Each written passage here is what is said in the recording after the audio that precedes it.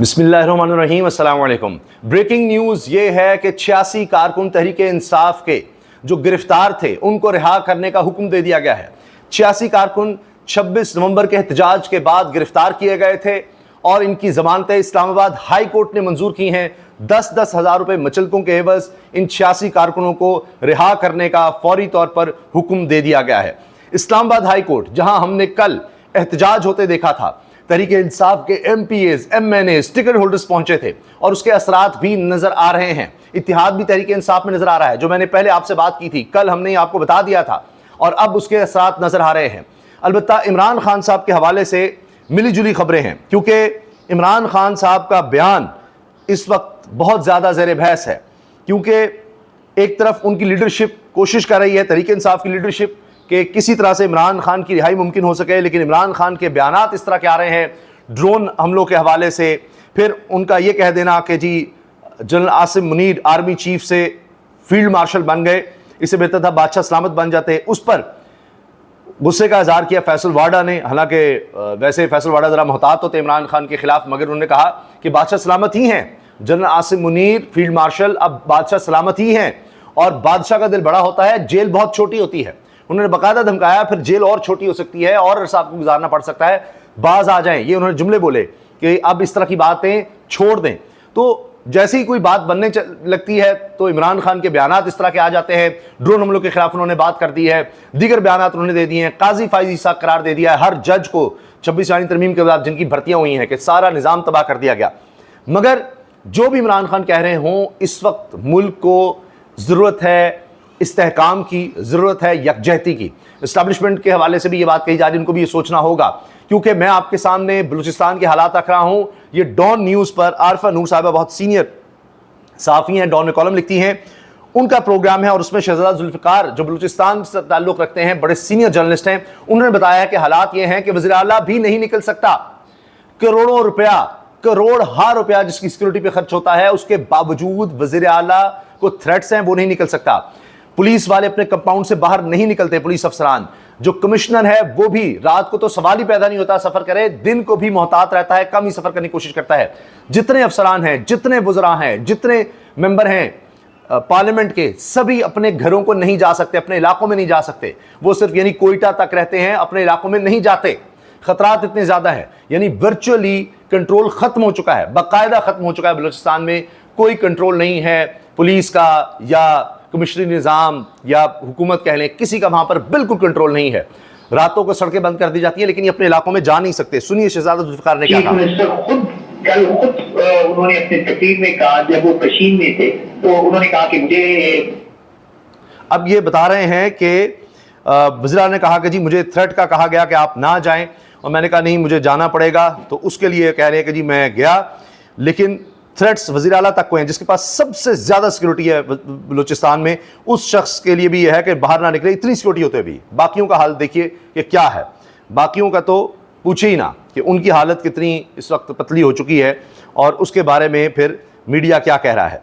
अच्छा, इसी तरह से हालात अब मुल्क के इस तरह हो गए हैं कि डिफेंस बजट बढ़ाने की ज़रूरत पड़ गई है, और बहुत ज़्यादा बढ़ाने की ज़रूरत पड़ गई है, ख़ासतौर पे भारत के हमले के बाद। अब पानी भारत ने रोक लिया है, ये मैं आपको खबर दे रहा हूँ। नीलम का भी पानी रोक लिया है और चनाब का भी पानी रोक लिया है। 40% उसमें कमी आ गई है, जो पानी भारत की तरफ से आता था उसमें। यह हालात देखें, भारत अब भी हमला करने को तैयार है। बलूचिस्तान में दहशतगर्दी बढ़ती चली जा रही है। फैसल वाडा ने सेनेट में खड़े होकर कहा है कि दुगना तिगना डिफेंस बजट करना पड़ेगा। आप डिफेंस बजट को डबल या ट्रिपल कर दें, जो अभी 2000 या 2500 अरब के करीब है, 2500 अरब के करीब है, 2300 अरब, इसको उन्होंने कहा है कि दुगना तिगना कर दें। तनख्वाहें बढ़ानी होंगी आपको फौजी जवानों की, वो बड़ी मुश्किल में लड़ रहे हैं, और इसके साथ साथ उन्होंने कहा कि मराद भी बढ़ानी होगी। डेवलपमेंट बजट ख़त्म कर दें, अपनी याशियाँ ख़त्म कर दें, और डेवलपमेंट बजट को भी ख़त्म करें और सिर्फ डिफेंस बजट पर ध्यान दें, ये उन्होंने बात की है। तो हालात क्या है जिसकी वजह से बात हो रही है, ये देखिए। उन्होंने अपने चीफ मिनिस्टर आपने सुन लिया बलूचिस्तान के, ये अवॉइड करते हैं, नहीं ये लोग हैं वो अपने अपने जगह, अपने अपने गांव में जाने से काफिर है, ये अवॉइड करते हैं, नहीं जाते हैं, तो कौन एक्ट करेगा?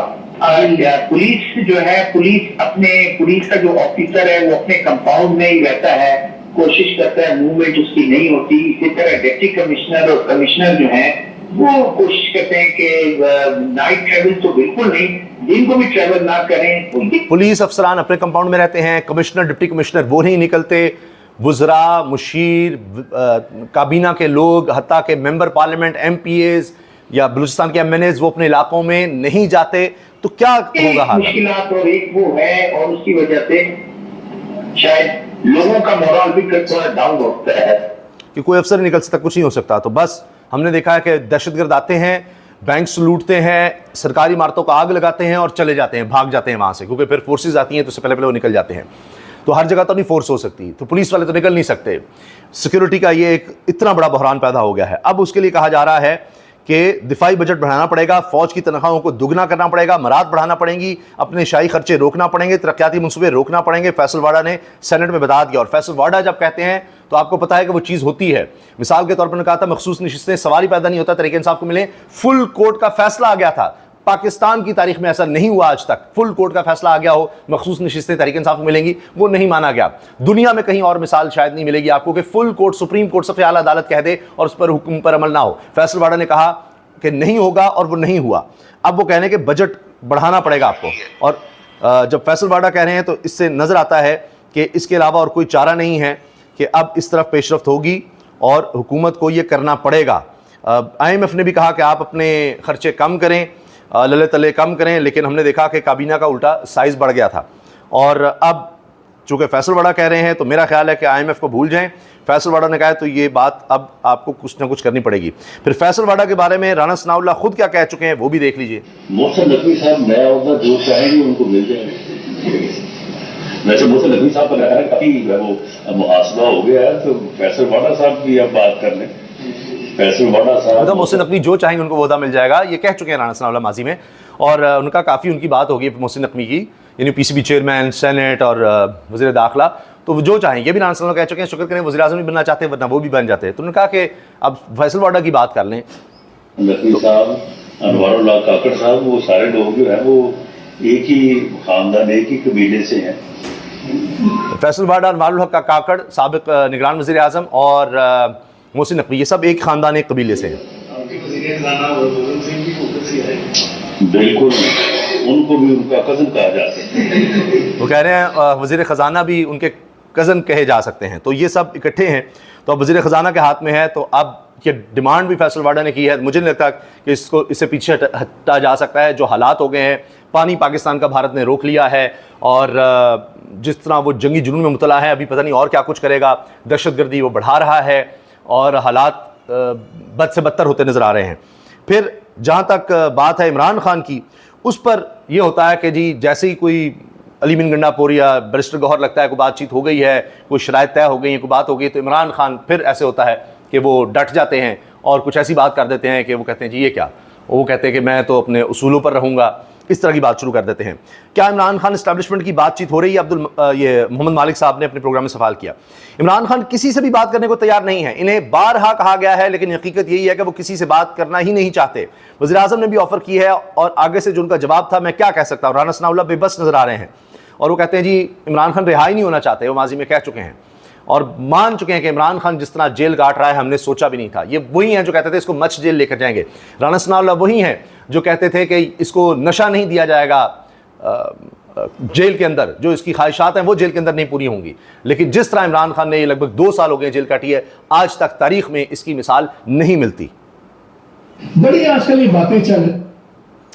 اور اس پر جناب مالک صاحب نے ان سے جب سوال کیا تو پھر رانا ثناء اللہ صاحب نے کہا جی ہم کیا, یعنی بے بس ہیں کہ جی وہ تو کسی سے بات ہی نہیں کرنا چاہتے, ملتے ہی نہیں ہیں, وہ رہائی نہیں ہونا چاہتے. مطلب یہ ہے کہ رہائی تب ملے گی جب ہمارے ساتھ کوئی بات چیت کریں گے, کوئی ڈیل شیل کریں گے, اس کے بعد ہی کوئی رہائی کی بات ہو سکتی ہے. لیکن عمران خان نہ ہم سے ڈیل کرتا ہے نہ بات کرتا ہے, تو لہٰذا کہاں سے وہ رہا ہوگا. تو اس پر رانا ثناء اللہ نے کہا جی وہ نہیں رہا ہونا. بڑی آج کل یہ باتیں ٹھیک ہے اسٹیبلشمنٹ پر عمران خان کی نہیں اسٹیبلشمنٹ نہیں, لیکن بات کرنے کو تیار ہی نہیں ہے کسی سے. عمران خان بات کرنے کو تیار ہی نہیں کسی سے, کیا کریں. یہ بات جو ہم نے کل کی تھی جناب, تحریک انصاف میں اندرونی طور پر سیز فائر ہو گیا. علیمہ خان اور علی من گنڈا پور نے کردار ادا کیا, اختلافات ختم ہو گئے. اگلی سماعت پر علی من گنڈا پور اور सारी काबीना खैबर पख्तूनख्वा की भी अदालत आएगी और इमरान खान ने कहा है कि अलकादरी केस पर फोकस रखो, मखसूस नशिस्तों के केस पर फोकस रखो, फोकस आपने इस तरफ रखना है, चाहे अंपायर मिला हो, जो कुछ भी हो, ताकि लोगों को नजर आए। तो उससे फ़र्क पड़ रहा है, दबाव बढ़ रहा है। इसके साथ साथ मैं आपसे शेयर करूं कि इमरान खान के जो ताज़ा बयानात हैं वो देखिए। मैं खुद इस्टेब्लिशमेंट को दावत दे रहा हूं कि अगर पाकिस्तान के मफाद में बात करना चाहते हैं, पाकिस्तान की फिक्र है, तो आकर बात करें। इस वक्त मुल्क को बैरूनी खतरात, बढ़ती हुई दहशतगर्दी और मईशत की बहाली के लिए इकट्ठा होना पड़ेगा। मैं न पहले अपने लिए कुछ मांग रहा था, ना अब मांगूंगा, इमरान खान। फिर कहा कि वज़ीरिस्तान ड्रोन हमले पर इमरान खान ने गम और गुस्से का इजहार किया। मुझे आज खैबर पख्तूनख्वा के इलाकों में किए गए ड्रोन अटैक्स के हवाले से तफसीलात पता चली हैं। उन्होंने कहा कि इस पर वफाकी हुकूमत से बात करें, इनको फौरी रोकना होगा, इनसे दहशतगर्दी बढ़ती है। फिर कहा है कि झूठ और फरेब पर मबनी ये निज़ाम आज़ाद अदलिया का सामना नहीं कर सकता। 8 फरवरी 2024 के इलेक्शन में अवाम के वोट को लूटने के बाद मुसलसल अदालती निज़ाम पर एक हमला जारी है। 26वीं आईनी तरमीम इसी हमले की कड़ी है, जिसे आज़म नज़ीर तारड़ अहसन बून ने नून लीग और एस्टेब्लिशमेंट की फैक्ट्री में मैन्युफैक्चर किया। इसका मकसद था कि एक काजी फाइज ईसा की जगह कई काजी फाइज पैदा करो, हर कोर्ट में काजी फाइज बिठाओ, पूरा इंसाफ का निज़ाम दफन कर दो। ये जनाब इमरान खान के बयानात हैं। इससे आप अंदाज़ा लगाइए कि अब क्या सूरत हाल बन रही है और लीडरशिप अपनी तरफ कोशिश कर रही है। मगर आप देखिए, आज एक और खबर ये आई कि अदालत में आईनी बेंच, यानी आईनी अदालत अब वो हो गई है, सुप्रीम कोर्ट थोड़ी आईनी अदालत है, अब सिर्फ आईनी बेंच है। उसमें अमीनुद्दीन खान और सुन्नी इत्तेहाद कौंसिल के वकील फैसल सिद्दीकी के दरमियान तल्ख जुमले हो गए, लड़ाई हो गई बाकायदा, और कहा गया जजेस उठ के ही चले गए। तो हालात ख़राब हो रहे हैं, सब्र ख़त्म हो रहा है, सब्र का पैमाना लोगों का लबरेज हो चुका है। आगे बजट में मुश्किल हालात नज़र आ रहे हैं, क्योंकि दिफाई बजट हर सूरत बढ़ाना होगा, जो फैसल वाडा ने कह दिया, तो मैंने आपको बताया। और फिर मज़ीद कर्ज लेने पड़ेंगे, मज़ीद टैक्सेस लगाने होंगे, डेवलपमेंट पर कट लगेगा। और वैसे भी हुकूमत ने जिस तरह से पिछले 3 साल में बर्बादी की है, तो नज़र आ रहा है गैस, बिजली और पेट्रोल की कीमतें बढ़ानी हैं। वो IMF को वैसे ही यकीन दहानी करवाई जा चुकी है। टैक्स मज़ीद बढ़ाना है, ज़राअत पर भी टैक्स लगाना है, उसकी कानून साजी हो गई है। तो आने वाले दिनों में कौमी यकजहती की बहुत ज़रूरत है। अगर सिर्फ इमरान खान के बयानात को बुनियाद बनाकर उसको जेल में ही रखना है, क्योंकि अदालतें सबको पता है कि वही फैसला करेंगी जो फैसला उनको कहा जाएगा, उन्होंने वो फैसला करना है, और इंसाफ वही होगा जो कह दिया जाएगा कि ये फैसला दे, वही इंसाफ होगा।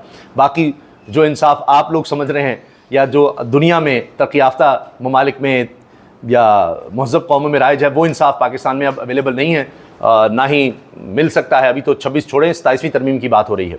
तो लिहाजा उधर से तो कुछ नहीं होना, मगर अगर जो मौजूदा हालात हैं उन पर काबू पाना है, जिस पर फैसल वाडा ने भी कहा कि जी सबको इकट्ठा होना होगा, जो चीज़ें हमें अब चाहिए उसमें, तो देखें फिर सिर्फ बयानात की बुनियाद पर नहीं ये होगा कि इमरान खान ने बयान ने दे दिया, उसको जनाब अभी अंदर रखो। जिस तरह जावेद चौधरी साहब कह रहे थे कि इमरान खान ने जो बादशाहत वाली बात कर दी है, लगता है अभी 10-20 साल वो और अंदर रहेंगे, तब उनके होश ठिकाने आएंगे। ये इस तरह की बातें अब तज्जियाकार कर रहे हैं। तो अगर तो यही करना है, पिछले 3 साल में कर लिया है, और उसके बाद देख लीजिए कि आज हम कहाँ खड़े हैं। दुश्मन जंग मुसल्लत कर चुका, मज़ीद करना चाहता है, पानी बंद कर चुका, अंदरूनी तौर पर खलफिशार है, दहशतगर्दी बढ़ रही है जो पहले नहीं देखी गई पिछले 10-20 साल में, उस तरह से अब हो रहा है। मासूम बच्चों को निशाना बनाया जा रहा है। तो अगर तो यही है कि जी चूँकि बयान दे दिया और उसको दबा के रखना है, तो फिर कर लें, 3 साल का पिछला जायज़ा ले लें कि हम कहाँ खड़े हैं। हमारी इकनॉमिक प्रोग्रेस को देखें, हमारी दहशतगर्दी के ख़िलाफ़ कार्रवाइयाँ जारी हैं, मगर अमन अमान की सूरत हाल फिर भी देख लें क्या बेहतर हुई है या बदतर होती चली गई पिछले 3 साल में। कोई भी एक चीज़, कोई एक पैमाना आप देख लें, सियासी, आइनी, मुआशी, अमन अमान का कोई बेहतर नहीं हुआ। तो अगर इसी को कंटिन्यू करना है तो करके देख लें। इजाज़त दीजिए, अल्लाह हाफ़िज़।